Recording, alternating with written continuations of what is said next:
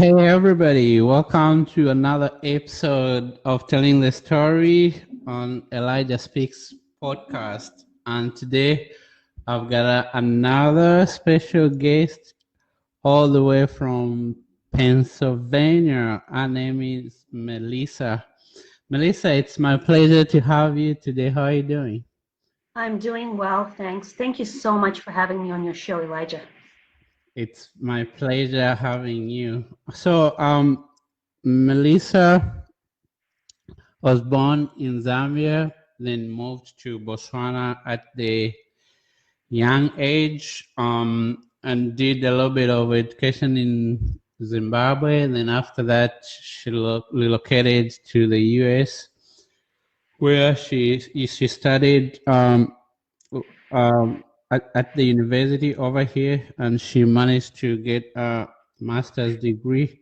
Then after that, she transitioned into working into the corporate America, the Fortune 500 companies. So our journey is so inspiring and powerful. And today, we just want her to share a story with us of how our journey was, and we are going to pick up a lot of lessons of what she learned along the way and some of the keys that made her be who she is today. So, Melisa, I've got a first question for you.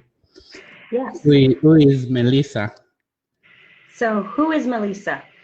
I'm a mother of a wonderful 4-month-old baby, and I'm a wife to a husband that I met here in Pennsylvania, and a daughter to wonderful parents who are in Zambia, and a sibling in Botswana, and a sibling here in the United States, as well as a marketing and sales professional. So I think I embody all those things.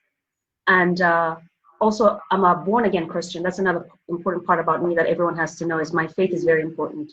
Who I am is who I am to those individuals, as well as my career. So that's Melisa in a nutshell. Oh, I like that you talked about your faith is important, and that's very important in life. And you're a mother. Congratulations on that. Thank you. Thank you. So we have good people joining us from Georgia and Zambia, guys. Thanks for joining in. So, Melisa, how was it like growing up for you? You know, I will say I had a great childhood.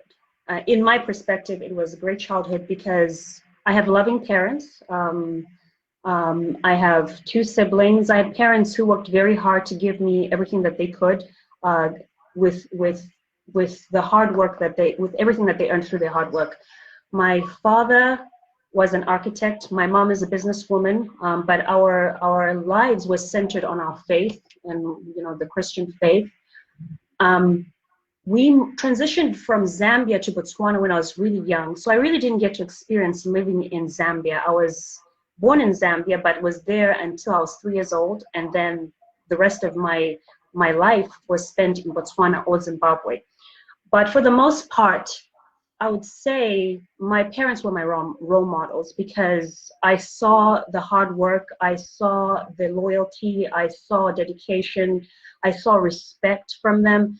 A lot of the things that I took in were from them. The person I am today is because of them. They definitely grounded me in my culture, and to take that wherever I went. And the values of my culture, such as respect, hard work, being a kind person, a generous person, a peacemaker. So, I won't say I had a challenging childhood. I would say it was a really good childhood, because I look at the sacrifices that were made, and they were all made out of love. So I grew up in a loving home. That's amazing. Tell me a little bit about your experience in Botswana. Oh yeah, my experience in Botswana. So I would say majority of my childhood was in Botswana, and I love that country, and I love it in the sense that I have a lot of friends there. It's a landlocked country with a population of about 2 million people, but it's one of the wealthiest African countries. And when I tell a lot of people that, they're just astonished. They're like, how is that? And I said, it's an anomaly. It's a very interesting country. Botswana, a lot of my experiences were molded in Botswana. I would say because I developed a lot of friendships there. Childhood friendships that continued on into my teenage years, and some that I have into my adulthood. And I would say the culture was slightly different from Zambian culture, but generally it's just all African culture. You know, the Botswana people are very nice people. They're generous people. They're, I would say, they're jovial people. That's another thing. They love to chat. They love to camaraderie is very important for Botswana. One of the important aspects of Botswana too, I think, is I appreciate the education that I got there. And that was in my latter years, when I was in my last few years in high school. I was at Melisa College, and I had really good teachers. Yes. No, actually, I was only in Elijahspeaks at Makubu when I was in junior high. And then senior high, I went to Francistown. I was in Francistown. Oh, okay. I used to live near Makubu, and that's road, because Makubu used to be at the corner. Yes, yes. And during the years when I was actually at Makubu, I used to, we were part of the Oasis Christian Church, and a lot of my faith grew in that church. I attended youth group in that church, and I think it was the center and the core to me growing up, because, you know, with that faith, I was more grounded in my studies. I was more grounded into maturing and growing up into a hardworking woman, a woman of faith, a woman who wants to be a leader. So my experience in Botswana, I think, was a good one because of the people that I was surrounded by. Okay. So your dad was a very well-known architect, especially in Zambia. Then your mom is a very well-known business woman. Again, in Elijahspeaks, everybody knew what your mom was doing. We used to go to our shop every time. So when you have these two hardworking parents, does it help to put you on advantage of, in your mindset of what you want to become? Like when you look at that work ethic and the drive, did that influence who you are today? Oh, absolutely. Absolutely, Elijah. You know, it's good that you're actually bringing that up. I would say my father was very strict when I was growing up. For those who knew me very well, they knew he was a man of very few words, but he wanted us to focus on our studies, and he always told us that education was the key to getting us to a lot of the dreams in terms of our career, where we wanted to be. And you know, seeing that my father was an architect and my mom was a businesswoman, it always inspired me to work hard, because I realized that the things that they were attaining in life didn't come easy. It took a lot of hard work. It took a lot of sweat, particularly my mom. My mom traveled a lot. When I was in high school, she traveled a lot for her business. And I knew that's a sacrifice there, because you're not spending time with your family as much, but you're trying to look after your family and try to build for your family and put your children through private school or the schools that are there in the region, but you have to make that sacrifice by not spending as much time with them. And so watching that was an inspiration for me. I never really looked at role models who were celebrities. No, I never looked at that. I looked at the inspiration from my family, and I was fortunate to do that, because some people don't have that, and I had that. That's right. That's really good. That's really good. And after that, you went to Zimbabwe. How was it like then? Zimbabwe. So I was in Zimbabwe actually during my elementary years. Okay. And the time and when I was in Zimbabwe, I don't know how Zimbabwe is today. It's just the information I get is what I get from news on CNN or BBC. Zimbabwe was a very beautiful country, I'll tell you that. It was very self-sufficient at the time when I was attending school in Zimbabwe. All I remember seeing is they had beautiful farms, they had everything in the stores. They were, in my eyes, they were one of the most far developed African countries in those days, and that was in the 1990s. And they had one of the best education systems at the time. So that's why my parents sent me to Zimbabwe, to boarding school particularly. And I think that molded a lot of independence in me, because, you know, when you're in boarding school, you don't have your parents to rely on anymore. You don't have your parents to rely on pocket money, buying your clothes. A lot of things I had to learn at a very young age, at the age of 10, on my own in Zimbabwe. But the education molded me. And I compare it to when I decided to no longer go to school to Zimbabwe, but go to Botswana. I realized I was far ahead in class. And I was far ahead in class because of the foundation that was provided to me through the education in Zimbabwe. That's really awesome. So you had a great opportunity when you're still young to get exposed to different countries and culture. So how did that change your perspective in general?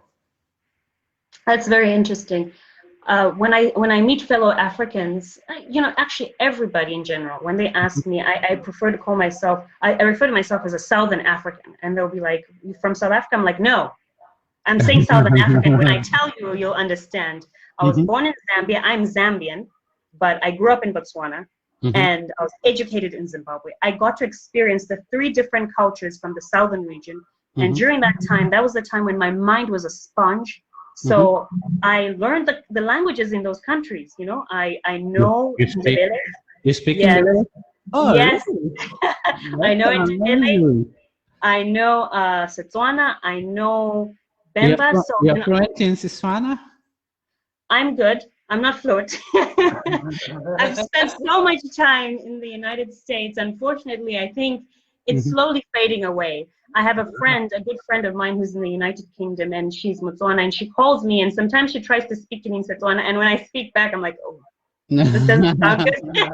It's because I've been speaking English for so long, and even my Zambi is a little, my Bemba is a little rusty. So yes, but growing up on those 3 different countries, I think I had the best experience ever. I got the best experience because I learned the 3 different languages, and also I learned the differences in cultures. In general, I think as Africans, we have, I would say, a general culture that's very similar, that makes us identify as Africans. Especially even in the South, we have a general culture that identifies us as Southern Africans, you know. But when you live in those countries, you notice the nuances and the differences in those particular cultures. You know, the languages, the languages, the way they interact with each other, the way they greet each other. So it was really a good experience. I was in Zimbabwe during a good time, like I said to you. I was in Zimbabwe when the economy was doing well, when there weren't any issues with the country itself, with the leadership. Zimbabwe was thriving. It had one of the best education systems. I happened to be just before things went south. And for my experience in Botswana in general, it was just, it was an experience where I got to mingle and have friends who are from Botswana, and I got to learn the culture in Botswana, you know, the love of beef. I love beef because of Botswana. Yeah, we used to do a lot of fry over there. And Mopaniwem as well, Ifishimo, you know, you get to learn about the food and the culture and the people in those countries. But then, of course, there's the Zambian part of me. The Zambian part of me, which was my household. But even though I lived in these different regions, in my house, we were Zambian. My parents both spoke Bemba. They spoke Bemba to us. They spoke English to us. I speak the language. Surprisingly, I do. And the food as well. When I get the chance, I cook in Shima. Really? That's awesome. Yes, when I get the chance. I cook in Shima. So the culture in our house, I would say, was mostly Zambian. But I was fortunate enough to be exposed to other African cultures and have friends from those different African countries. Actually, I respect that your parents did that, because what I've seen with certain people when they move to another country, they want to forget about their own culture so they can adopt another culture. And like for you and me, I in America, but we want our kids to also know what being Zambian is about. So we have to Yes. introduce our kids to our culture, because at the end of the day, that's who we are and that's our roots. So I'm so happy to hear that your parents did that for you, exposed you to your culture, even if you're not in Zambia. They taught you the mother language, our food, and our culture. Even when you submerged yourself in other cultures, you still knew who you were, and that's the most important aspect of our identity. If we don't know who we are, it's hard to know where we are going. Going For, to for you exactly. guys who are tuning in from Botswana, South Africa, Zambia, thank you so much. You can enjoy the conversation and we will keep going. So, Melisa, you finished your high school and now it was time for you to go to college. Why did you choose the US? That was a very interesting journey. And I'll say, for me to get to the point where I ended up in the United States, Mm-hmm. when I graduated from Mattis Bay in Francistown.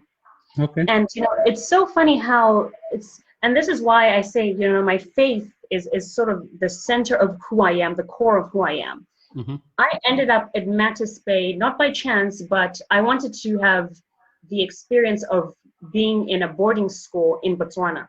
Okay. And so that's how I ended up at Mattis Bay. But the serendipitous part of it is, because I went to Mattis Bay, I was exposed to some individuals who ran the SAT program for Southern Africa. Yes. And actually, one of my favorite teachers at the time, she was a chemistry teacher, an Indian lady. Her name was Mrs. Matthews. She once pulled me aside and asked me what it is I wanted to do. And at the time, I actually wanted to be an architect. And I said, and eventually I'd also have a fashion business. So I had this interesting dream of becoming an architect like my father, but running a fashion business, because now this also takes in my mom's business in. So I had this very interesting vision of what my future would look like, or what I wanted to become. And she said, have you ever thought of studying abroad? And the idea never crossed my mind. And I thought, actually, I'll explore that. That's when I started researching about going abroad. African students finding scholarships and studying in the United States, or studying in Australia, or studying in the United Kingdom. And she said, we actually run the SAT program here in Mattis Bay. I'm the one who's in charge of it. And if you're interested, let me know. It's at that point that I realized that, wow, I could actually go abroad and have my dreams come true, and not just only get educated in Africa, but get educated in the United Kingdom, and then, or the US, or wherever it is I land, and come back and contribute to society. That was what my vision was at the time. So I applied for the program and went through my SATs, and I did fairly well. And actually, my goal originally was to go to Australia. I wanted to go to Australia. I wanted to go to Australia, and I wanted to be in Perth, Australia.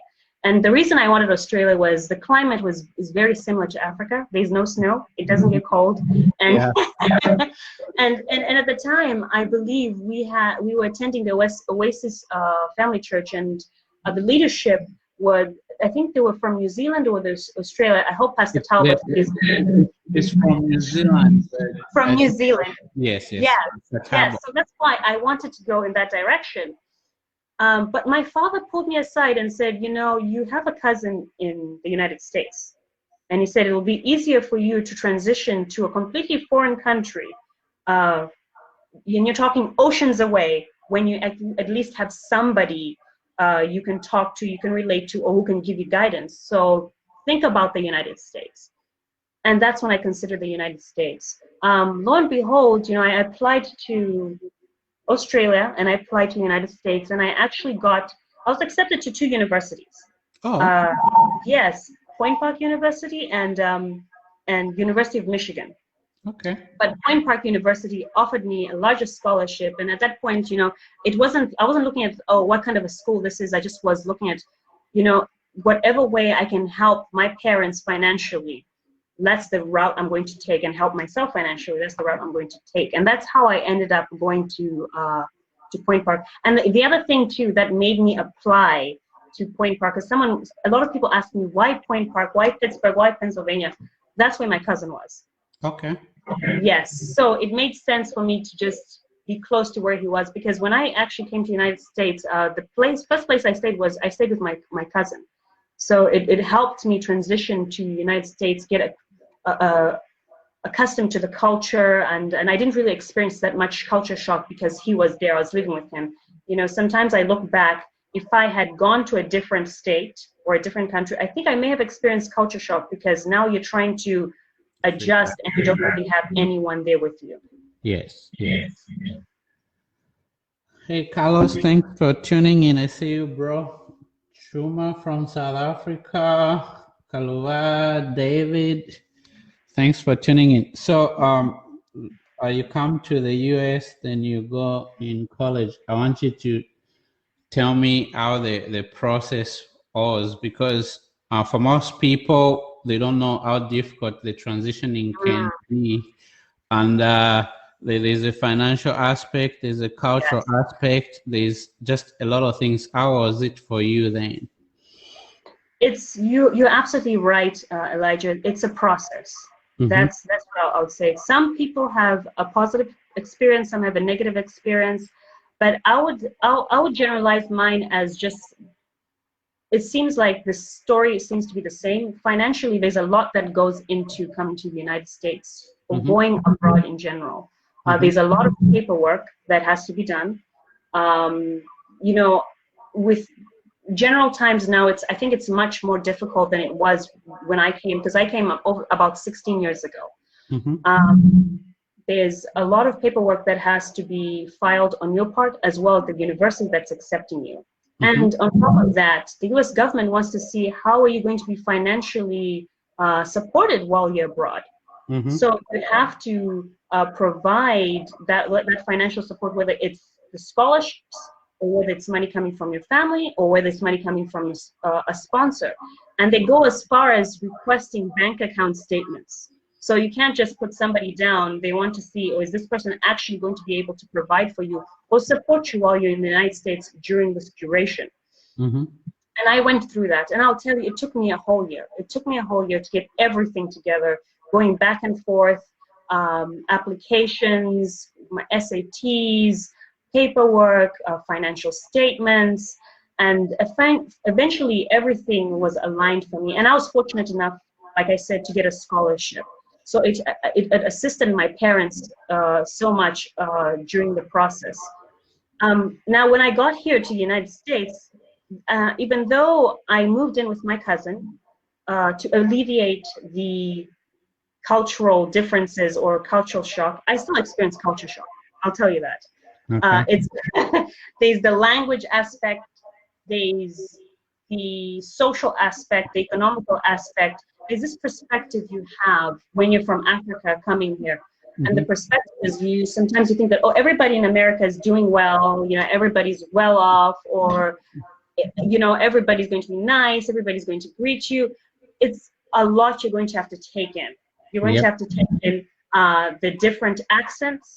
You're going to have to take in the different interactions. Some people may be nice, some people may not be nice, and then also, the concept where you think that everybody's well off. No, it's not. That's not the truth. You think everybody's rich in America. No, that's not. So it was an eye-opening experience for me. When I got to university, I think one of the first things that I was fortunate enough to move in with my cousin, and one of the things that he said to me that stuck to me and really helped pave the way and has been a driving force, not completely a driving force, but just something that's always been in the back of my mind. He told me, America can do two things to you. One of two things. He said one of two things. He says it could either make you or it could break you. That's true. You make the decision today what you want America to do for you. That's true. And he was quite honest with that, because I look at a lot of young people who came from Africa. Some people succeeded, some people failed. Failure is real. It happens. Come here, you realize that you have to work, but you have to work on campus. So you have to get for working on campus. Oh, by the way, you only earn minimum wage, and they restrict the number of hours you can work. Have to work. You can't exceed 19 hours. Exactly. So these are so many things that no one really talks about before you come to the United States that I had to encounter. So I encountered that. It was rough, but I was fortunate enough at the time. I was living with my cousin, and at some point I did move out away from living with my cousin, and it's at that point that I had to get positions where I was working under the table. It wasn't easy, but I had to do it. You know, people see the picture of me going through school, but I never really share the stories of some of the jobs I had to have to get myself through school, to stay focused in school, graduate, and ensure my grades are good. You know, there was a lot that went into it. And those were like the sacrifices that came, you know, into becoming who I am today. I like that you mentioned that, because I think people think you are where you are because everything was either given to you. You didn't have to sacrifice anything. Like you just said, even just working at the campus for 19 hours is not enough, because when you look at the financial aspect of going through college, it's expensive. So you have to go through school while owning 2 jobs to 3 jobs. You have to factor how many hours do you have to sleep? How much do you have to work? How much do you have to study? Can you tell us a little bit more about that? Oh, yes. So, you know, when I lived with my cousin, I think it was easier because essentially I worked on campus. But with more exposure and friends that the relationships I developed while I was at Queen Park University, I had friendships with other fellow international students. Students from Africa, from Asia, from different parts of the world. And they told me, well, I'm working under, earning, I have a job where I earn from under the table, and I have to do that because I have to live, I have to pay rent, I have a phone, I have this and that. And I started realizing that at some point I'm going to have to grow up and grow away from my cousin. And that's what eventually happened. And that's when I think reality hit, that you're going to have to work, and working is not going to be 19 hours. If you're going to have to put 30 plus hours, maybe 40, almost working full time while you're going to school and ensuring that you're doing well, because I had to maintain a certain GPA in order for my scholarship to continue. Yes. It was very stressful. I would say I used to get up at 3 a.m. in the morning to study. I would study from 3 a.m. until about 4, going over my notes, doing my homework, and then in the daytime I would wake up around 7, and then by about 8:30 I was downtown, and I actually, my first job under the table job was at a wig store. This lady hired me, and she was paying me minimum wage, but the nice thing was I had the flexibility of having as many hours as I wanted. So I would work maybe, I think it was about 3 to 4 times a week, or 3 to 4 times a week. I would go and work in the store, and then the days when I was off were the days where I crammed in my classes. So I would have maybe Thursday I have 3 or 4 classes, and then maybe Tuesday I have the rest of my classes. Meanwhile, the rest of the week I'm working for that Korean lady. And by the end of the day I was very tired, because it's not like you just sit there selling wigs. No, I had to stand the whole time, talk to clients. I had to clean the shop. I had to style the wigs. So there's a lot of energy it took from me at the time. And so by the time you get home, you're exhausted. And now you have to think, I got to do this all over again. I've got an assignment, or I've got assignments that I have to do. I've got papers that I have to write. I have to produce a 20-page paper for next week. what was the professor saying, or what do they, there was a lot that went into it. It wasn't easy. It took a lot from me because I worked from morning to sunset. I get home, you have to think about food, and that's the reason why you're working, because you want to have food, and then on top of that, you want to have your own place, and you want to be able to afford your own place. So that's why you're working, right? Mm-hmm. So it's like it was all full circle, all around the clock. I really didn't get time for myself. The only time I really got for myself was when I sleep, and I would sleep maybe at midnight. And so really, when I look at it now, it's funny, when you were talking about this, I look at it now, I probably used to only get 4 to 5 hours of sleep. Yeah, yeah, that's really true. That's part of the reality of this journey. And I like what you said. Your cousin said America can make you or break you, and that's the reality. There's a lot of elements that goes with making it over here, because nobody gonna hand you anything. Everything you have to earn. And the working culture over here is insane. I've never seen people work hard than people work over here. They can work for 11 months, 2 weeks, only taking 2 weeks off for the whole year, just like that. Because you've got bills to pay, you've got other aspects to take care of. So you graduated with your bachelor's in which major? In economics and finance, or you can call it economic. Actually, it's just economics and finance. That's what I got my baccalaureate in. Okay, so after you graduated, why did you decide to go for master's? So that's very interesting. So at the time when I graduated around the time when we went through the Great Recession. Oh, okay. And so given my visa restrictions, it was going to be very hard for me to find a full-time position, because that's another thing no one really talks about, that you don't just graduate and find a job. Now you have to find, because of the visa that you have to find a job that will sponsor you. So it's like, there's so many challenges that you go through. You graduate, like, I'm done, yay. You want some work experience. You realize that, that's another process in itself. You have to find a company that's willing to sponsor you, which is challenging, because any American company would rather hire a local that they don't have to pay for to come and work in their office, right? Yeah. Yes. So around the time when I graduated, I remember seeing articles in magazines and in newspapers of MBA, not MBA, MBA professionals who are on Wall Street losing their jobs. And I thought, well, what's going to happen to me? I probably won't even get a job.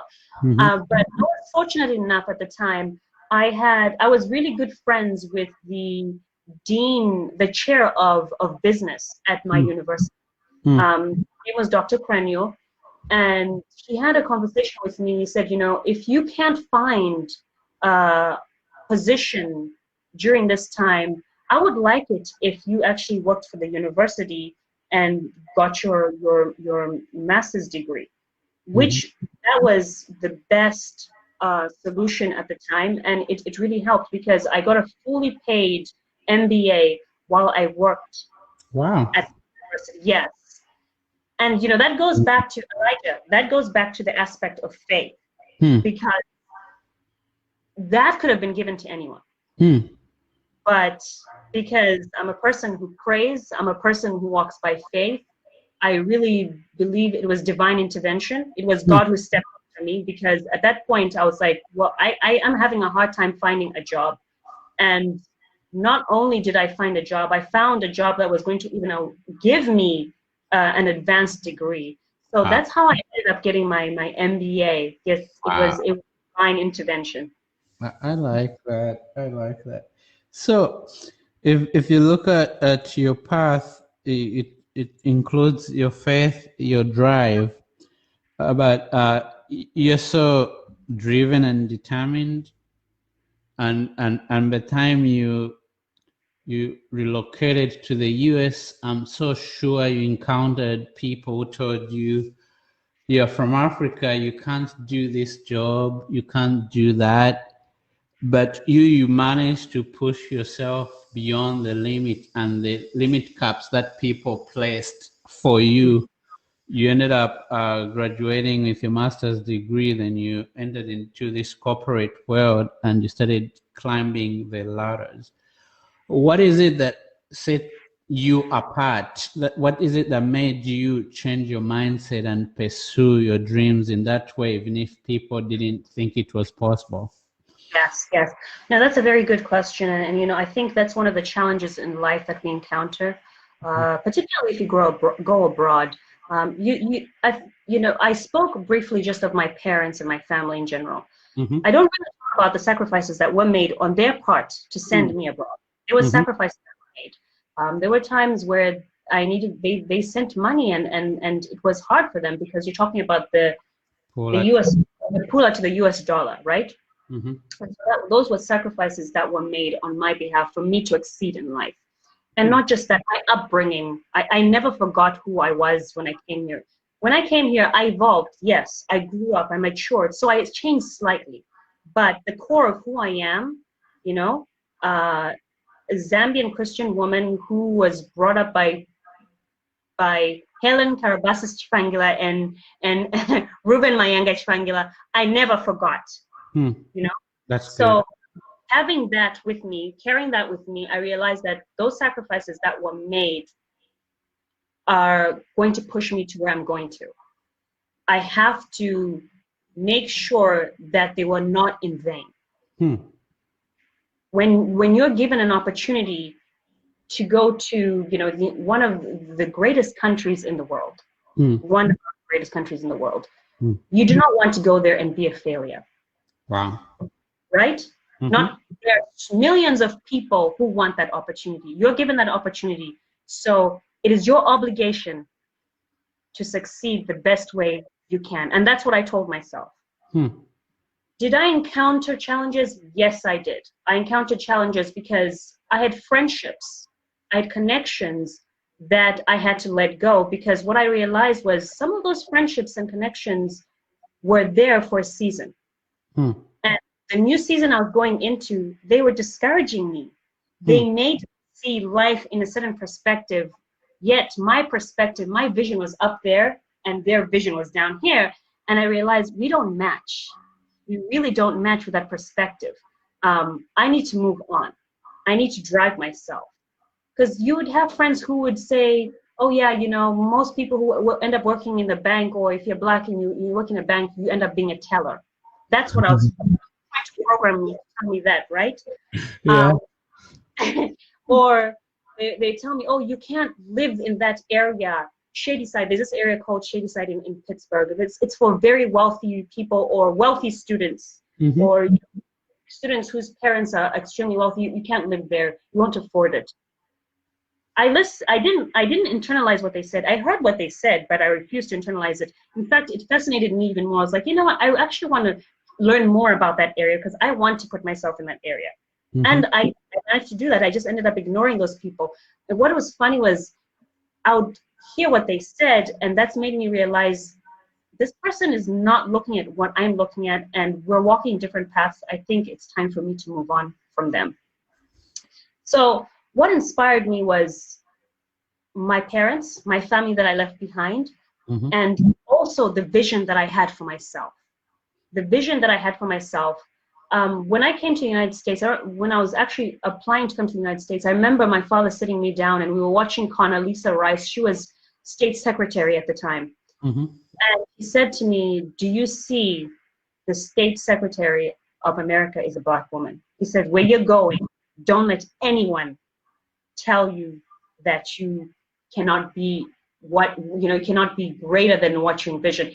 And that really stuck to me, because seeing that made me realize that people will say stuff, people will do stuff, but I have to continue on. I have to ensure that the sacrifices that were made for me are not in vain. So really, I think that's what my driving force was. My driving force was my parents. And also generally, you know, I never really talk about myself, being that I'm naturally an ambitious person. I'm very competitive. If you asked my siblings, they'll tell you I was very competitive at school. I always wanted to be in class, and if I got below a certain grade, it would turn into a funeral because I wasn't doing well. So I was generally a driven and driven person who always wanted to succeed. So Hey, Joshua, is that true? Because I see Joshua is watching. Is she that ambitious?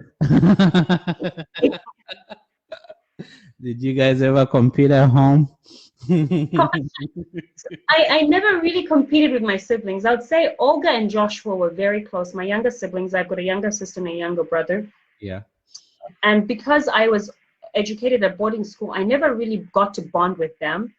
And I never really sat down and competed with them. My So competition was, yeah.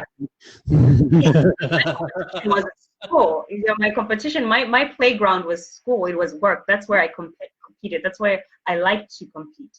I hear you. I hear you. So I like, actually, I got goosebumps when you said your father told you that you could be anything after showing you what a woman is capable of doing over here. I think that we need to hear more of that. We need to hear that empowerment and somebody saying that we could be anything. I think that's one of the lacking elements in our society. We had more people telling you what you cannot do than what you can do. So you kind of start believing in that negativity instead of believing on the power of becoming and having faith in achieving anything. So throughout that process, you're able to work so hard, study hard, and finally you graduated with your master's degree. But during that process right there, what obstacles that threatened you and your dreams, and how did you hold up, before I continue, Joshua said yes, we got woken up at 4 a.m. every weekend when she was studying. So did you? Yes, that was me. You used to wake them up. Why would you do that? That's mean. Oh yeah, no, that was me. I was trying to teach them how to play the game. You know, you wake up early. So what obstacles threatened you and your dream where you felt like it was hard? You know you wanted to achieve it, but that time you just felt down. Maybe you doubted yourself. Maybe you are wondering if it was worth it. You even wondered why you came to this country in the first place. Did you have those moments? Absolutely, Elijah. Absolutely. You know, no one can tell unless, of course, somebody just came from a very wealthy family where everything's handed to them and they just walk through the classroom and they pass every grade. Mm-hmm. Everybody experiences challenges, and I experienced them. For me, I didn't spend my whole life working while I was in university and working at, I would say, the witch shop. There was a point in my life where I actually worked in a nursing home. Okay. And I did the CNA program and got a job, and that was one of the most challenging times in my life. It was and this was before I got my MBA, before I was went to the graduate program, and I'm going to talk about afterwards. Okay. But this was one of the most challenging times for me because I had never worked with really old people in hospitals, and just the work that went into it was a whole new realm. It was hard. It was very, very challenging because it took a lot out of you mentally as well as physically, to the point where when I got home, I was exhausted. And not only was I exhausted, I found myself upset by what? I don't know. Maybe because of the job that I was doing, Yeah, when you're that driven, then you're doing something that is not even related to what you want to become. You kind of start doubting or thinking of what does my future have to do. Absolutely. Yes. You're absolutely right. That's exactly. I started questioning, why am I doing this? I'm better off just going back home. I'm better off going back home. I wouldn't be doing this job. Let me just go graduate from University of Zambia or go to university somewhere in South Africa. I'll be fine. I'll be okay. I started questioning myself. I started questioning my dream because of the exhaustion from working hard, the mental aspect of it. You have to think constantly because you're trained to look after another person, and then there's that physical aspect of it. And just it's not the cleanest job, I'll be honest. You know, you're exposed to just people matter, just really disgusting things. Let's just put it that way. It was very challenging. I recall my lowest point was one day I just really had a bad day, and I think I had a patient who just, it didn't work out very well. And I recall calling home and crying on the phone to my parents and saying, I just want to come back home. I can't do this. Can I just come back home? Let's just, this is, you know, over and done with. This is one of the hardest things I've experienced. I just needed someone to vent to. And, you know, they listened to me and they said, well, at least finish your education. I had another full year to go. I was like, I can't do this for another year. But that was one of my lowest points. It was just one of my lowest points. And then after my MBA, when I graduated, it was hard finding work. It was very hard finding work. And in fact, I managed to find a new job because of my church. One of the pastors actually referred me to a recruiter. That's how I got hired. But during that time, I actually worked in an art gallery. And, you know, it was a very nice art gallery. The only unfortunate part from my perspective was I was not earning what I believe I should have been earning because I had an MBA, I had an undergraduate degree. I consider myself a highly educated individual, and all I'm doing is just selling expensive art pieces. It was very discouraging every day going into work doing that, because I knew that my desire, my vision was to work in corporate America. And how was I going to get there? I didn't have the connections. I wasn't, you know, I'm not American. I have this visa process I have to go through. So those were the most challenging times during, you know, in which where I really questioned, and I thought maybe it's time for me to return. Maybe this is not truly for me. And then also I think another thing too that was challenging was the company I was around. You know, when you're going through this journey, be very selective of the people that you hang around. Look at what they do and where they're going, because what they do and where they're going will either propel you or it'll stop you. Their mindset is in the, and I you know, I needed those friends at that time, but now we're not really good friends. I mean, close friends, because I had to move on. I had to challenge myself. I had to take steps. I had to move into a different level and start communicating and interacting with people who communicated and interacted differently and behaved differently. So, you know, the friends as well were my challenge. They were my challenge. I had to learn that I have to be very selective of the company I keep. That's one of the things that I learned along the way as well. Wow. And Kellen just joined us now. I like that you talked about that, because I remember also when you're either in Botswana or in Zambia, when you look at the security guard, you used to look at those people like, oh, they failed in life. That's why they chose this job. When I come over here, I had to do a security job for 6 months. Then I remember going to work. I was like, man, how did we get over here?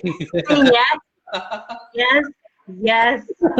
I was like, this is not what I imagined America was going to be for me. I thought I was just going to be given any job I wanted. This is not what I was supposed to be doing. And I remember doing night shifts. After I get off work, I have to go to school. I remember sleeping in the class because I was doing a night shift. We used to work in a city bank. At least they didn't give us those uniforms and badges, but we used to wear blue suits. So it was like, okay. But still, I think when we look at the culture where we come from in America, when it comes to the status quo we put on certain things, it's so different. In Africa, you are determined to be important according to your job you do or the position you hold, then over here we believe in the process to reach into where you are, and it doesn't matter what you have to do along the process to reach to your goal. So you find that most people work as servers in the restaurant, some people do security, some people do different jobs that are not white collar jobs just to support their dreams, because here it's a working culture, period. When you're 18, you're ready to start working. So when you're coming from Africa, whereby when you're in college, your parents will be paying for you, whether you're 30 or 40, then over here you have to figure it out. It's different. But one of the challenges is when you're international student, you can just work any job you choose to work. That's because true. you need to get a paper, social security, and all those stuff. So you have your bachelor's degree with you, but because of the limitations of your paperwork, you end up getting the jobs that are beneath you because you just want to survive. And that does a number on your mental capacity instead of processing everything. And that's really challenging. I'm glad that you talked about that aspect. But that's why I like this show. It kind of, people won't just look at you and think you just arrived where you are and everything just happened like this. There are a lot of things that to go through that almost made you give up, but you didn't give up. So with that being said, after you graduated with your master's degree, how did you manage to go into the corporate world? How was it like for you? Yes, so going into the corporate world, I think once I landed, after I graduated my master's, I got actually I got married before I got my master's. After I got my undergrad, my bachelor's degree, I got married, and then I got my master's, and then the first position I landed, actually professional position, was with a university called Duquesne University, and I was a professional associate, and this was higher university. It was a great experience, and I got this job through the church, mind you. My pastor sent my resume to a recruiter, and this opportunity was one where I rotated in administration. I worked with the president of the university. I worked with directors, financial director, the director of admissions, international admissions, and the whole point of this experience was to eventually work in admissions or the office of administration, being an administrator in the university. Duquesne University is a very well respected Catholic university here in Pittsburgh. But during the time when I was there, I got advice from a woman who was there. She wanted to know more about me. She said, you've got an accent. That's when I told her, no, I'm originally from Zambia. I'm African. I told her my whole story. And she's like, wow, how inspiring. And then she said to me, so do you want to work in university and move up the ladder for university, serve in administration, become a president of something? I said, actually, I would love to work in corporate America. Then she said to me, she said, if you plan to do that, you need to go there as soon as possible. Do not get used to nonprofits or university life, because the pace is different, the culture is different. And she says, if I were you, I'll experience that, and that after that is when you should make your decision whether you want to come back to university or you want to continue in corporate America. That's when I made the decision. I said, this has been a great opportunity for me, but I'll do disservice to myself if I do not experience banking, because my education is just tailored for banking. I got economics and finance, and now I have an international MBA. I have to experience banking, because everything I learned, I'm not translating it right now. I'm translating my professional acumen right now, but in terms of my educational experience, I'm not translating it right now with my career. So the first position I actually landed, I went to Morgan Stanley, which is one of the top 10, I don't know if they are still considered, but one of the top 10 investment banks in the world. And I landed in wealth management as a wealth management associate. And I would say, I always tie everything back to faith, that it was in divine intervention of all the banks that I had applied to, because I even applied to smaller banks. I landed in a very big one, very well-recognized bank. And truly, I was not prepared for it. I'll be transparent. I was not prepared for the culture there. It was fast-paced. It was cutthroat. Corporate America is nothing like working for a nonprofit. It's very highly competitive, and it's very individualistic. To move up, you have to have certain qualities, and that's what I picked up, not right away, but later in life. I landed at Morgan Stanley, and during that time, I was a very good networker. Let me just say that I networked with a lot of different individuals, and I actually happened to network with a manager from the Bank of New York at the time. And he recruited me to come to the Bank of New York. He says, we've just merged with Bank of New York Mellon, and we have 7,000 employees here. We've got a global presence. I think you'd like it better at this bank. So that's how I left and went to the Bank of New York Mellon. It was one of the best experiences of my life. And I'll say best experiences because I learned all there is to learn about corporate America. And I'm sure there's still some more that I have to learn. But my experience there, the first position I landed was a client administration officer, working with clients, transferring assets. I was looking at assets that are imagine transferring $60 billion of assets every single day. I've never seen those kind of figures before in my entire life, but this was one of the largest banks. In fact, they're the largest custodial bank in the world. So they hold 2/3 of the world's wealth. That's how big they are. Wow. So it was great exposure, seeing that on numbers. But you may learn the process itself, but there's also the professional aspect. There's you that has to grow. You may have your professional side that has to grow, but also there's you that has to grow. And I went through that when I was at the Bank of New York Mellon. While I was learning my trade, while I was learning what it is I'm doing, while I was learning about the culture of the bank, because there's another part where you have to learn the culture of the bank. You have to learn how people relate to each other, how they carry themselves, how they dress up, how they relate to managers. That just all came together. There was also my part where I had to grow. There were parts of me that had to evolve. For instance, in African culture, it's considered disrespectful to be looking at your parents in the eyes, or older people looking in their eyes when you're talking to them, right? Whereas in America, it's disrespectful if you don't give eye contact. Yeah. So that's one of the challenges I had to overcome, where my manager's talking to me and I'm looking all over the place. My manager's probably thinking, this girl is very dishonest. I'm like, no, I'm not dishonest. It's the culture I come from. That's how we communicate. And it's one of those things that I had to learn and pick up on, that in order for me to succeed, I had to understand the corporate culture as well as American culture, where when someone's talking to you or you're talking with someone, you give eye contact. Yes. It's a sign of respect. It's a sign of honesty. And it's also a sign of what you're doing, right? Yeah, yes. And then also another thing is, we come from a culture in Africa where you don't really talk to adults or people older than you until, you don't talk first. They talk to you first. Until you're and I had that with me. Yeah. Yes. So you have to be vocal when you're in the office. In America, you're not going to rise if you cannot speak up. You are not going to go anywhere if you cannot voice your ideas, your concerns. These things I had to learn along the way, because I was very reserved and very quiet. One of my performance assessments, my manager pulled me aside. He's like, you're very bright. He says, you've got such high potential, but you don't talk much.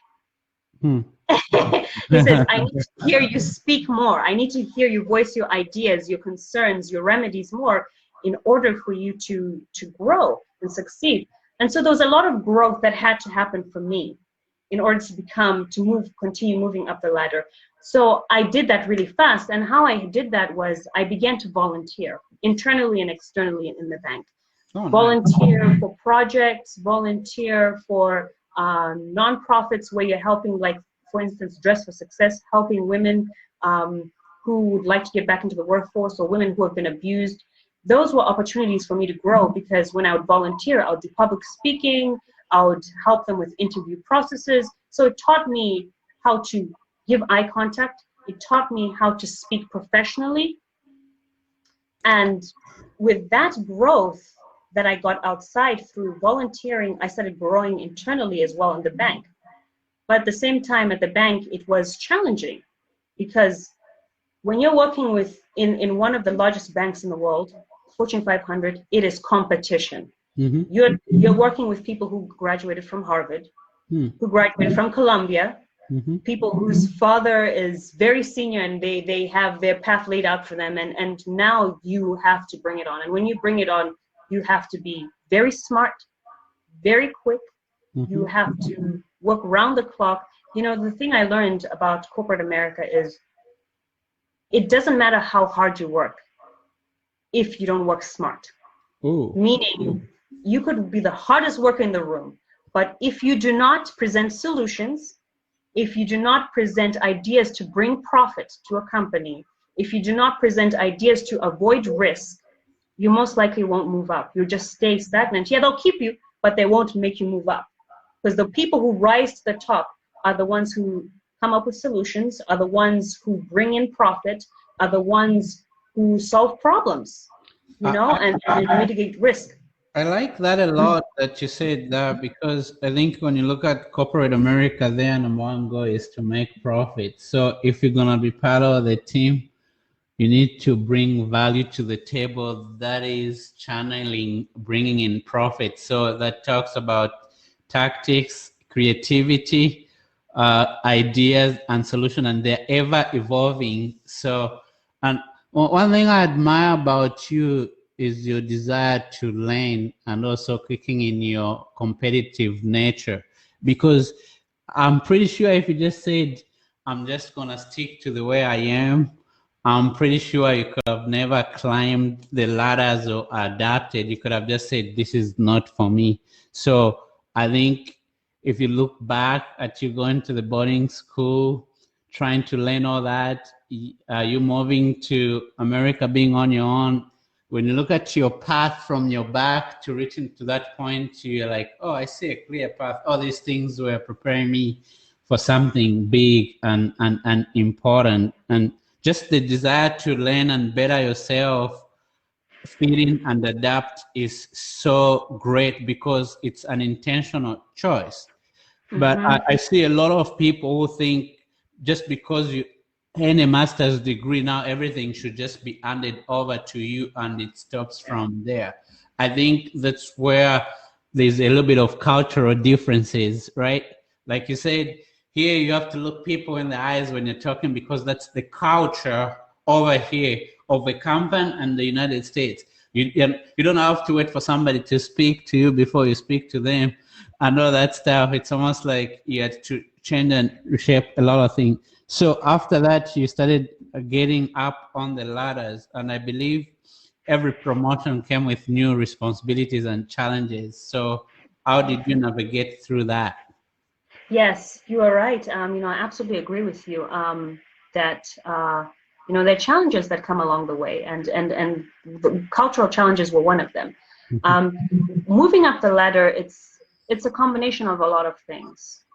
There's the working hard aspect. You said, in Africa we have this idea where when you have an MBA, you're like, yes, I've made it known, now I should be the boss. No, it does not work that way here.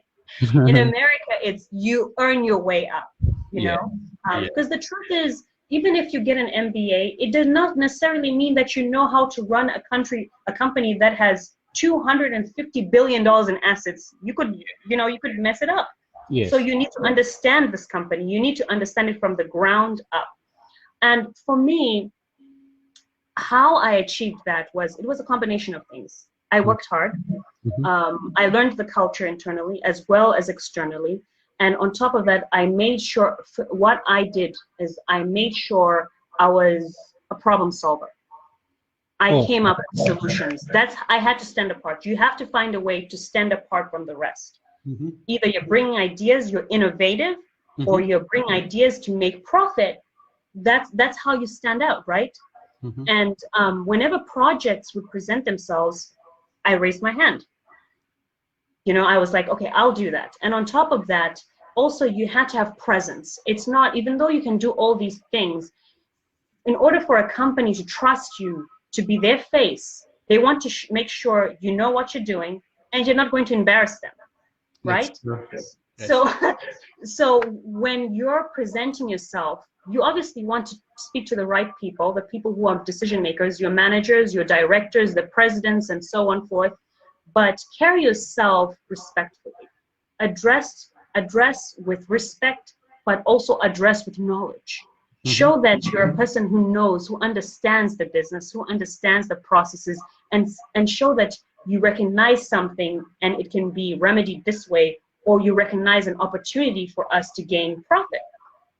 And I joined a lot of programs internally in the company. We had a lot of programs to help minorities, Black women, Black men, Asian, and so on forth.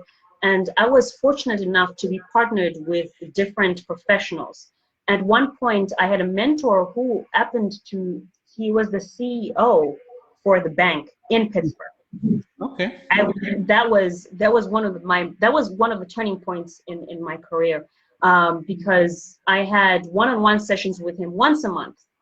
And, he said to me, your career progress is 40% your manager, 20% luck. And then he said, the other 40% is you working hard. He said, getting to know your manager very well, all your connections, is very important, because you want people who are able to sponsor you, people who are able to open doors for you. And that's how it works in corporate America. When they're having internal discussions that we have an opportunity here, or we have a problem here, we need to fill this opportunity or problem here with a body. Who do we have confidence in? Your manager usually is the person who can do that for you.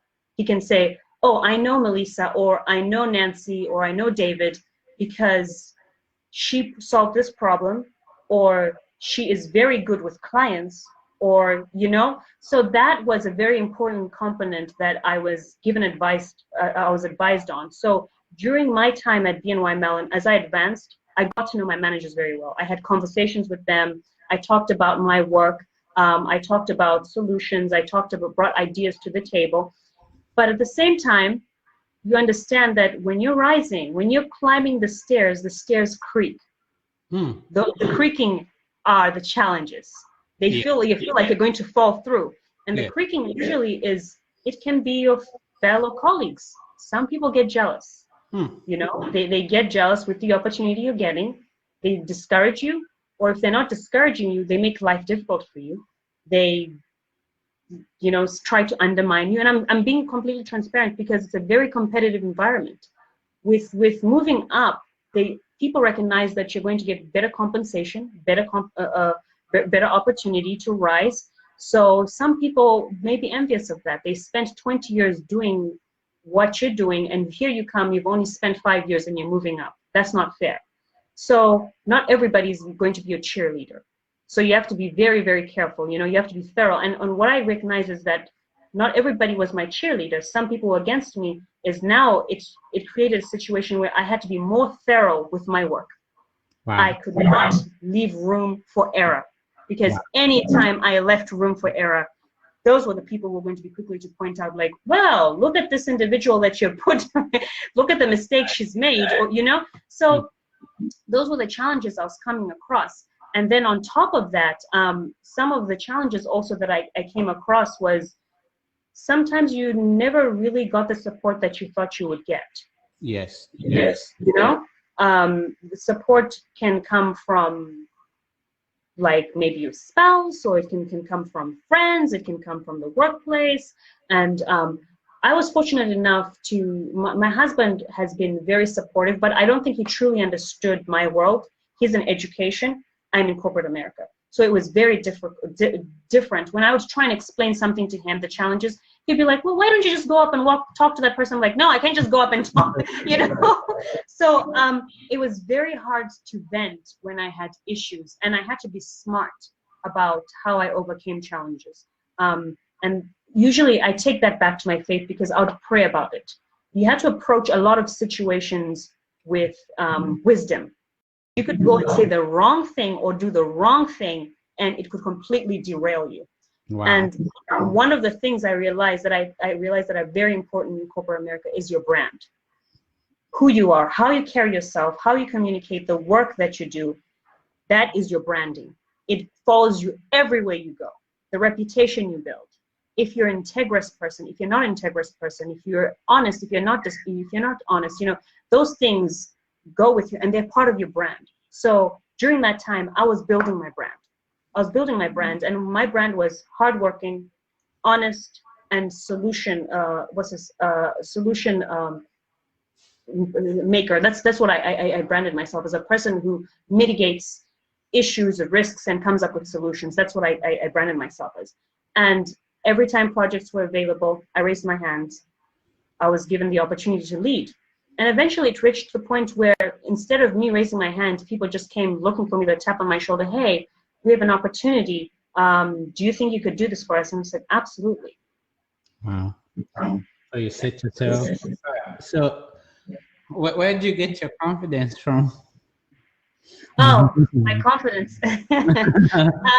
Because the reason I ask this is, I'm just imagining being in a conference room with these people who are highly powerful. Then you're talking about managing 200 billion in assets. There should be a level of confidence that allows you to do your job with a certain mindset. If you're not confident, you just chicken out and say, okay, this is not for me. So where do you get your confidence from? Yes. Excuse me. If you had asked me that years ago, I would have said, I don't know. But when you have the opportunity to work for a corporation that I worked for, you have to understand that the people who hired you had the confidence that you'd be able to execute, exceed exceed the expectations that are given to you, right? So if somebody believes in you, therefore you should believe in yourself, right? And that's how that's why people say, but it's not even that easy, because sometimes you start asking, what do they see in me and all that stuff. So let's go, continue. Yes. When you go through an interview process, for a position, and the requirements are A, B, C, D, and so on forth. You talk about what it is you've done or what you're able to do. And the person who hires you on the expectation that you will be able to exceed or you'll be able to accomplish the responsibilities that are given to you. Therefore, if they believe in you, you should have that confidence you yourself can do that. And that's how I've kind of moved on with my life is, well, these are the expectations of me, then I can exceed them. Now, when it came to opportunities where I'd interact with people who are far above my pay grade, like the CEOs, presidents, and so on forth, the confidence came in me believing in myself that, well, I came from a small country in Africa and found myself in this seat. The last thing I want to do is squander an opportunity with somebody who could open a door for me. Wow. Talk about your story, your experience, what you've learned, and what you have to bring to the table. What value do you add to this organization? That's where my confidence comes in. And it doesn't come in overnight. No, it takes practice. People have to understand that there's a process that you build into becoming who you are. I'm a person who's still evolving. This is who I am today because of the steps that I took in the past. But I train myself. That's another part too. There's a training aspect where in the morning, I look at myself in the morning and I tell myself, I'm smart, I'm intelligent, I'm driven, I'm kind, and this is what I'm going to do today. That it's helped me a lot. It's helped me a lot. I like that you brought that up. So I'm in the process where I'm writing this book. Then one of the things I was talking about is understanding your value in the marketplace. Yes. If you know what you bring to the table, you go there with confidence to deliver, then you expect people to pay you for what you're worth. You know how much you're worth to the company. So when it comes to negotiation, you can leverage your value with what they put on the table because you know who you are. And I'm so happy that you brought that up. That has nothing to do so much with okay, I've got the name that is African, I've got an accent. It just has to do with your value and how you know yourself that you can deliver. And to be honest, every time you're expected to do something, you're able to deliver, you start gaining the respect of your peers and your boss, they'll start noticing. And in that way, they'll start elevating you. But again, some people won't be so happy with your progress because it becomes like a competition. So, with that being said, with everything you have achieved so far, and I know that you're still achieving more, this is just a beginning because I just don't know how far you're going to reach. You have achieved a certain level of success. And the definition of success is subjective on a personal level to a lot of people. So for you, what does success mean? That's it's very good that you brought up that success is subjective for everybody. It's different. Yes. One of the things that have helped me in life was when one of the managers I had in the past told me that what helps you in life succeed is when you define what success is to you. Yes. Success is different to different people. Some people may see Jeff Bezos and say that's success. Some people may see a couple that's or a husband or wife that's middle income, they have healthy family, healthy life. That's success to them. It's subjective. For me, I think what has helped me is defining success. Defining success to me is having a healthy family, a happy, healthy family, being able to meet my financial expectations and responsibilities, being able to help those that I love, my family, my child, my husband, and being able to give my child a future that she's deserving of, because sacrifices were made for me, therefore I'm going to do the same for her. And then also another part of success too for me is, for as far as I will go in my profession, in my career, I want to always make sure I'm going to leave the door open for the next person who wants to follow in my footsteps and be able to guide them. It doesn't matter what they'll look like, what they'll sound like, but if somebody has that ambition and drive, I want to do that because somebody once did that for me. Somebody once said, hey, I'm opening the door for you. I'm giving you an opportunity to sit with this gentleman or to be mentored by this woman or this man for you to, to progress in life. So really, success to me is not like earning multi-millions of dollars. No, it's ensuring that there's health, there's wealth, there's happiness and joy in my life. And that's what success is to me. That's really powerful. I really like that. That's Thank really you. Powerful. Along the conversation, we talked about faith a lot. I know faith is important to you. I know that faith is important to me, and I always tend to bring in this question because I believe that our existence on earth is just because we exist. I feel like there's a purpose, there's a reason. So why is faith important to you? Faith is important to me because I grew up in a family a Christian family. We always went to church, and it's not just about always going to church. It's about the relationship that you have with God, and that's the relation. That's what has been It's been my anchor. Let me just say, in high seas and stormy seas, that has been my anchor. Believing, and not just believing, having that relationship, intimacy with God has been fundamental to my growth, mentally, emotionally, with my family, with my loved ones, with my career. And I saw it from a young age. I saw it in my mother. She always, went to church, she always prayed, and that became me too.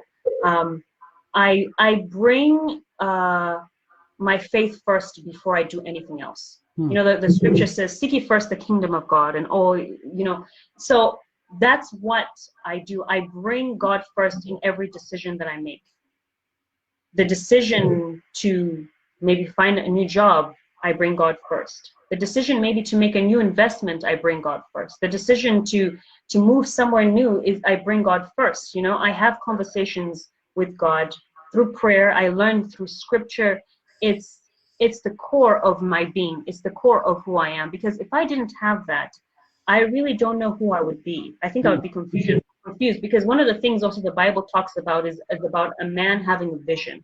You know, who doesn't have a vision is a lost person. They really talk about vision and dream, and so dreaming.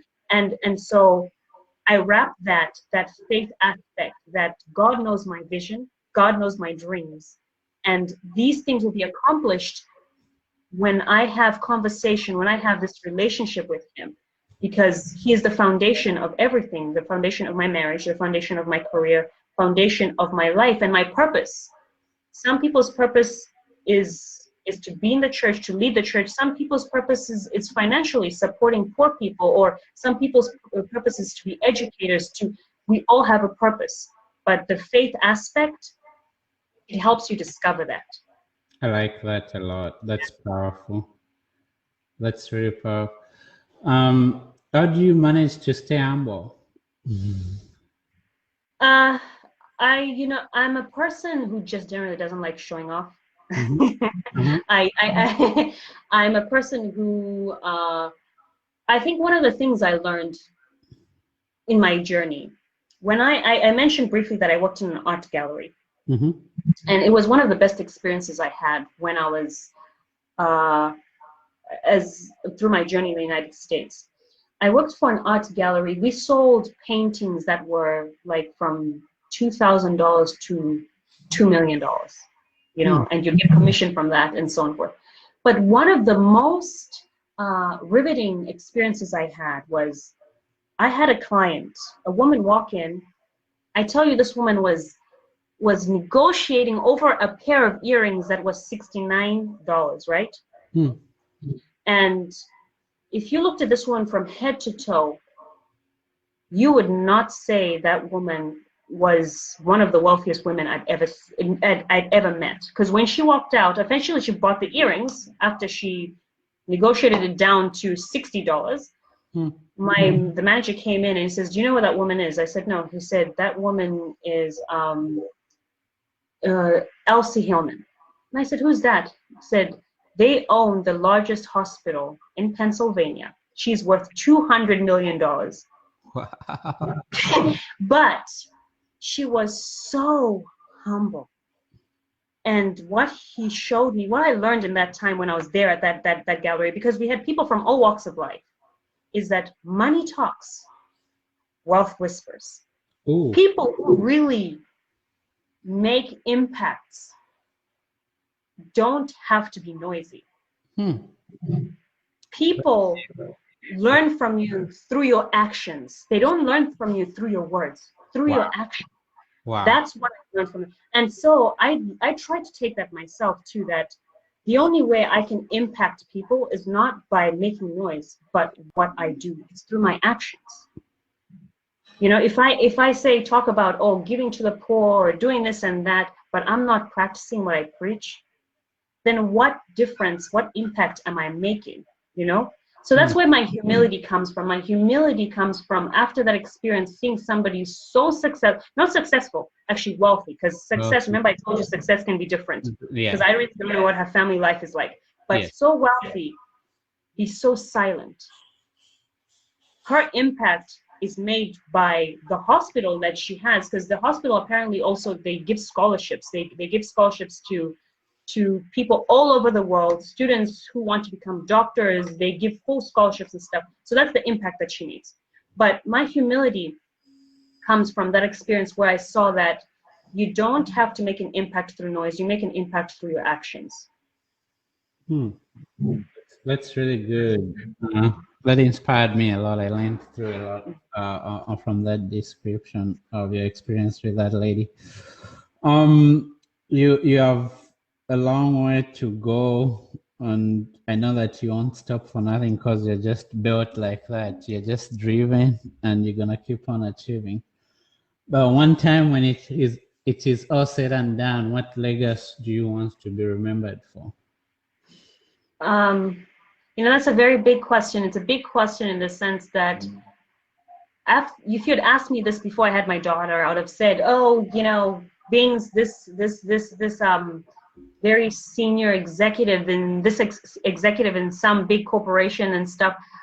I realized after having my child, it just really changed my perspective about my legacy. And my legacy really is, I want to be known by my children that I was a loving mother, that I was a generous and kind person, that I was integrous, and I was hardworking at whatever it is I do, and also that I installed some good values to them that they can pass on to their children.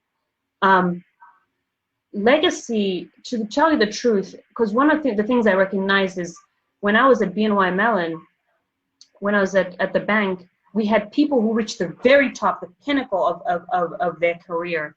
And when they left, after a month, everybody forgot about them, never talked about them again, right? It's the most bizarre thing. Sad. Yeah. It's sad. The people who you leave behind, who have memories of you, are the people who are closest to you, your family members. Those are the ones who continue your legacy. Unless, of course, you leave like a large foundation trust in your name to provide a scholarship for people who are suffering, who are struggling, or so on and forth. But I feel from my experience after having my daughter that my legacy is going to be that I was a good mother. I was integrous. I was generous. I was good at what I did. I want to leave that impression on her because she's the one who's going to be in my life for a long time. The workplace changes. You work, you change careers, you encounter different people. People move in and out of your life, but your family is always there. So they're the ones that you're going to leave your legacy with. They're the ones who are going to have to tell your story. So you want to make sure that the story that they tell is a good one, right? Yes. Exactly. Wow. That's amazing. Before we went live, we were talking about how our children literally changes our perspective, yes, our overview in life. It's like we start looking at life through their lenses, and basically they become the things that matter most, and that's really powerful to know how it's almost like you want to do everything you could for them in a sense, and that's just a beautiful thing. What are some of the 3 advice you can give to my audience who have listened to the journey about the lessons you garner through your journey that are very important, that are universal, that they can apply in every situation? Every situation. Yeah. So 3. The first one is never forget who you are. 1. Number 1. And what does that mean? What that means is you never forget the people that fed you, that clothed you, that cried with you, that worked for you. Your brothers, your sisters, your mother, your father. Those are very, very important. Wherever you go and transcend in time, never forget those people, right? No, because they are who you are. Number 2, learn to accept change. Oh, that's good. It's part of growth. But make sure that you're changing and growing in the right direction. Because, I encounter a lot of friends and people who I knew in the past who were like, oh, you've changed. And at first I used to hate it when they said that. But then, now I welcome it. And you know why I welcome it? Because you, Elijah, are you the same Elijah you were 10 years ago? And would you want to be that same Elijah? Exactly, right? Yes. Would you say that your growth has been a positive one? You have evolved into, and you are still evolving into. Yeah, exactly. That's one thing that I want to give advice to people, is that you accept change, accept yourself evolving, but make sure that you're evolving into the right person, into the direction that you want to be in. And then the third most important thing is have a vision and a dream of what you want to become. Because if you do not, and it doesn't have to even be what you want to become, also it has to be the life that you want. That's you know good. That's good. it can be, it cannot just be about your career. It can also be about, do you want a family, do you want a husband, do you want a wife, do you want your family to be healthy? Those things, three things, are very, very important, and I just feel like they've helped me, and I would love to share with people that having a vision and a dream is very, very important. Evolving, change, accept it, it's good, and just make sure that you're changing in the right direction and never forgetting who you are. Those are the three most important things. That's This is really the advice I would give. That's really good. I like the one most about change because, like you said, when people say you have changed, we kind of become defensive. Yes. I feel like if you're not changing, then you're stagnant. There should be Yeah. a positive way of changing, and that is what we call growth. Growth. Especially the change that changes your perspective into a positive being, whereby you look at life in a different way and all that stuff. And sometimes it's so sad that certain people who never pursue growth, they'll try to define you by your past. You used to be like this, why have you changed? And Yes. this and that. Okay. You're throughout the story, one of the people played a major role into your life are your parents. What are some of the lessons you'd like to pass on to your child that were very vital that your parents taught you? Respect. I think that is not to say that doesn't exist in America. It does, but it's, I think some of the saddest things I've ever seen is like when children, when they start losing respect for their adults, for older people, they just, it's almost as if they neglect who they are. It's just one of the things that I noticed that it doesn't really, it's not that it doesn't exist, it's not really considered that important in this country. I've seen that. So I want to teach my child to be respectful to adults, respectful to herself, and respectful to other people. Respect people's opinions, you respect people's space, you respect people's journeys. That was taught to me, respecting adults and just respect in general. And I think it's been a guiding force in my journey so far. Wow, that's powerful. So whenever we are still in Botswana, it's almost like I had a dream of coming here or coming to UK. Then you came over here. Then Olga came.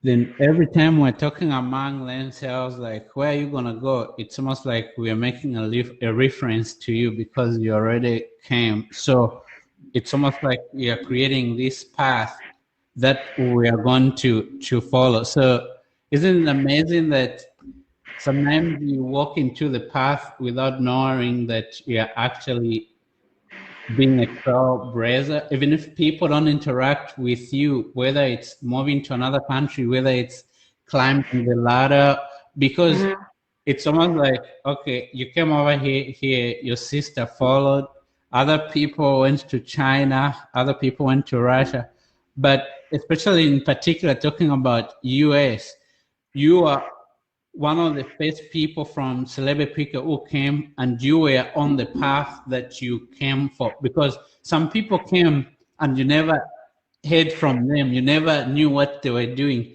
but we were able to see what you're doing with your education or what you are pursuing. We didn't even understand the struggle and the sacrifice that we are going through, but just like, well, Melisa went, I'm gonna go too. Then I come over here, I'm almost knocked down by the culture shock. Then I'm like, how did she do it? maybe our parents helped her or something like that. Then I started going through the my own path and navigating through the system. Then I realized that regardless of where you come from, nothing is handed over to you. Then my respect for you just grew so much because I had to know what you had to endure and you didn't give up. You stayed focused. Then the biggest part was actually breaking the umbrella of limits that are placed on us who come from that part of the world. You are true to yourself. You are true to your faith. You had this confidence. Then you enter into that corporate America. I studied IT and I wanted to work in the IT industry, but I had to change my path. I had to go through entrepreneurship. Even when I changed my path, I had people who were telling me, you're not going to do it. This is a different world. It's like this. But you, Melisa, had already done it and you're still climbing the ladder. So it's like, okay, if she did it, I don't know what she did it. I'm just going to build my own confidence because I'm driven like that. I'm also a person of faith. I was like, I'm just going to also follow my path and do it. And the rest is history. We are here having this conversation. So my hope of this conversation is not for us to brag about our achievement. It's us telling you guys who are listening, if you have got a dream, if you have got a vision, you need to do all it takes to achieve it, but it's going to be a process. It's going to be a process. It's just not going to be given to you like, boom, everything is given to you. Melisa created a path that she didn't know she was creating. Probably she never realized, maybe even thought of giving up, but you created a path for a lot of us. When I came, I created a path for a lot of people who came after I came. And when we are over here, it never stops. The people are still watching us without even knowing, but we are just there to help them navigate life in such a way. So thank you so much for not giving up on your dream, because maybe if you give up on your dream, I'll be like, hey, I'm going to go back to Zambia. Over here. Yeah. And thank you so much for being true to yourself, for sticking to the lessons that your parents gave to you. Thank you so much for honoring your faith and just be true to your value and who you are. I think that is the foundation that builds us to where we are today, and that will keep on leading it to where we're going to keep on going. And for me, I truly believe that whatever history you're writing, it's not yet finished. It's just beginning. And I'm so excited to call you a friend, family friend.